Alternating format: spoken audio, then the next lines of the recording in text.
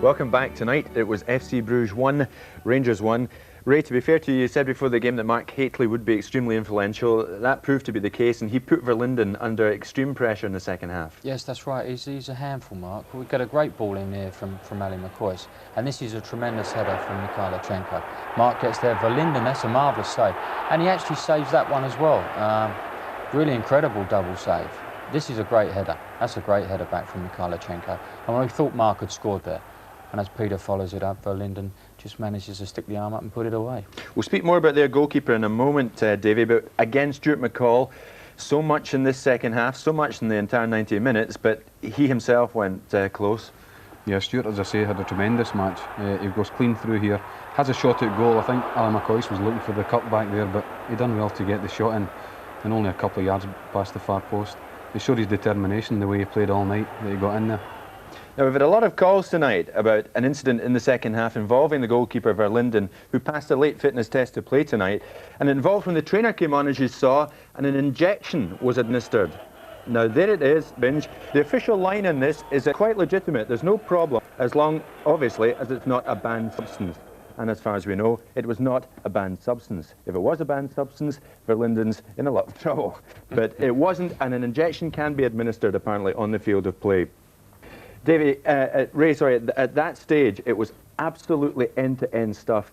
Dave Ferguson came extremely close with a header at one end, and then at the other end, Amakachi came very, very close, and Gorham, heroic right from him. But that's here's the first incident. Great ball from Hoostra, and how he saves that, I don't know. That really is a remarkable save. And now it's a long old trek for Dave McPherson to get back to the other end. Amakachi picks the ball up here, and he does ever so well. He's under a lot of pressure from a couple of Rangers lads.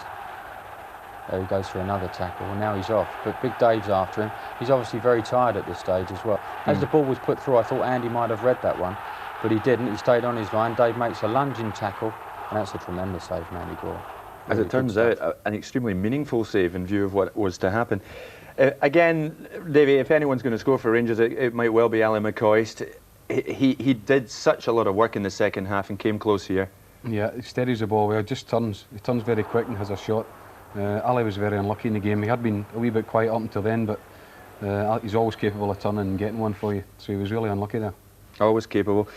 When the goal came, well, Ray, we all breathed a sigh of relief because it does keep Rangers in it. It came from Peter Houstra. How did you see it? Well, the corner come from Mikhailichenko, and quite rightly so as well. Unfortunately, he was possibly the culprit for Rangers going behind. But as the ball comes in, there's a bit of a melee in the box, and I think it drops to Stuart McCall, and he mishits it across the face of the goal, and there's Peter coming in on the old swinger to smash it in the back of the net, thankfully. Here it is once again. It's an excellent finish. He lifts it up over the top of Verlinden. A really good goal. A really good goal. He's naturally left-footed too, and he finished with his right. A bit like Davy Cooper. Could you have finished like that, Dave? No, I wouldn't even have tried to hit it with my right, don't worry. Yeah, okay. It was a great finish, great finish. I think a sigh of relief came, upon all the Rangers' faces there. It was, as I said, they thought they weren't going to get one. But great finish by him. Bit of panic though later on though, Davy. A melee in the Rangers goal mouth. It came from this Bruges corner. I mean, goodness knows what was going on. Yeah, the last 5 minutes really was the only time Bruges in the second half came into it, and a couple of times they nearly scored that one there. I don't know who got the block on that one. It may have been John Brown. But it's a great shot comes in. In fact, it was Robertson, David Robertson, I think, blocked it, but it would have been really sad to lose a goal at that stage after the second half performance they showed. Right, I'm here and we can go back over to Bruges now, and let's now get the thoughts of Walter Smith on tonight's game. It looked at times in the second half as though it was going to be one of those nights where you're going to do everything but score. Well, second half particularly, but I always felt that if we kept playing that we would get something, because they looked as though they were a bit tired, maybe, with their efforts in the first half of the game. In the end, a well-taken goal from Peter Hoistra. Yeah, it's coming.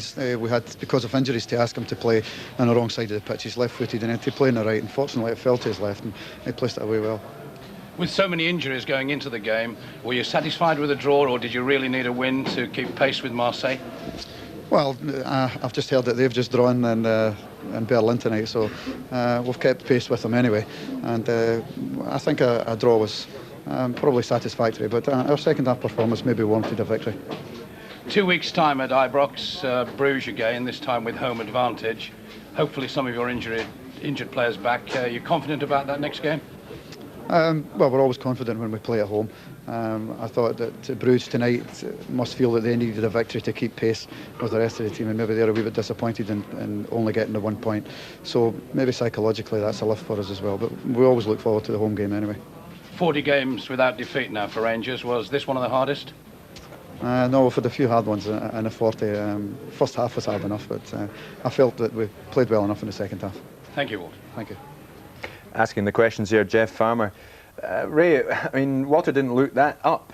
1-1, he didn't look that up about it. I don't think Walter's that sort of man, Jim. He's a pretty calm customer. But he'll be absolutely delighted, especially after the other results gone for them, because I honestly expected Marseille to win tonight. And they would have, obviously Rangers would have dropped the point behind. But looking back, that Rangers result's tremendous. I think you're right. We'll be seeing the highlights of the Marseille game later, obviously.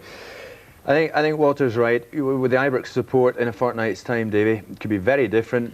Bruges might not fancy that too much. Yeah, I don't think so. I think a full Ibrox and plus maybe 2 or 3 of the players back from injury. I think Bruges are in for a very hard night. I believe Rangers will beat them comfortably at home. And the important thing is tonight, Davy, they took something from that game. They keep their hopes alive. Yeah, well, how important is that point tonight after, you know, hearing the Marseille score? This is what they had to do, make sure they took something from the game. And to be fair, Moscow are due to, you know, start playing a wee bit. So how important is the point for them? You gentlemen have a break, but not for long. But that's it for the moment. We're back tonight at 11:40 with highlights from all 4 of tonight's Champions League matches, starting with the other match in Group A, CSKA Moscow against Marseille.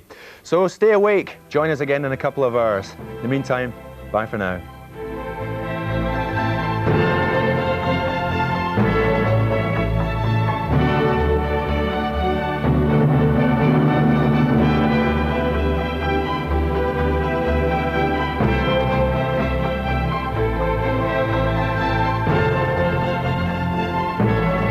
This Champions League broadcast was sponsored by Ford, a Champions League sponsor.